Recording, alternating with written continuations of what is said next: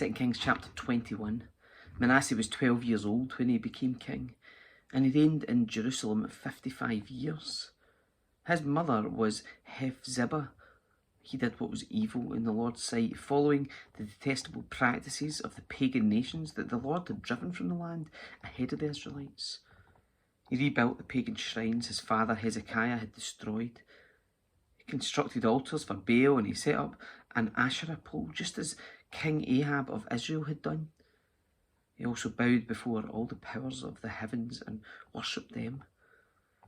He built pagan altars in the temple of the Lord, the place where the Lord had said, "My name will remain in Jerusalem forever."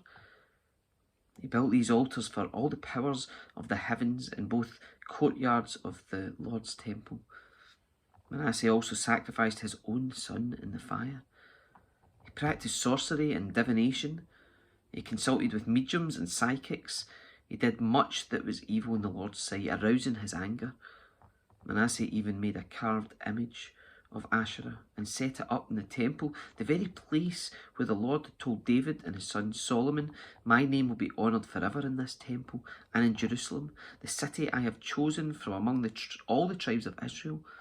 If the Israelites will be careful to obey my commands, all the laws my servant Moses gave them, I will not send them into exile from this land that I gave their ancestors." But the people refused to listen. And Manasseh led them to do even more evil than the pagan nations that the Lord destroyed when the people of Israel entered the land. Then the Lord said through his servants, the prophets, "King Manasseh of Judah has done many detestable things. He's even more wicked than the Amorites who lived in this land before Israel. He's caused the people of Judah to sin with his idols. So this is what the Lord, the God of Israel, says. I will bring such disaster on Jerusalem and Judah that the ears of those who hear about it will tingle with horror. I will judge Jerusalem by the same standard I used for Samaria and the same measure I used for the family of Ahab. I will wipe away the people of Jerusalem as one wipes a dish and turns it upside down.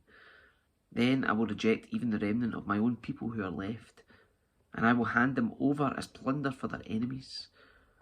For they have done great evil in my sight, and have angered me ever since their ancestors came out of Egypt. Manasseh also murdered many innocent people, until Jerusalem was filled from one end to the other with innocent blood. This was in addition to the sin that he had caused the people of Judah to commit, leading them to do evil in the Lord's sight. The rest of the events in Manasseh's reign and everything he did, including the sins he committed, are recorded in the book of the history of the kings of Judah. When Manasseh died, he was buried in the palace garden, the garden of Uzzah. Then his son Amon became the next king. Amon was 22 years old when he became king, and he reigned in Jerusalem 2 years. His mother was Meshullemeth, the daughter of Haris and Jotbah. He did what was evil in the Lord's sight, just as his father Manasseh had done.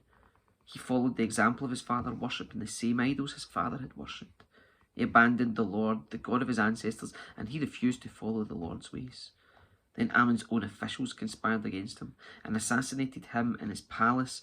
But the people of the land killed all those who had conspired against King Ammon, and they made his son Josiah the next king. The rest of the events in Ammon's reign and what he did are recorded in the book of the history of the kings of Judah. He was buried in his tomb in the garden of Uzzah. Then his son Josiah became the next king.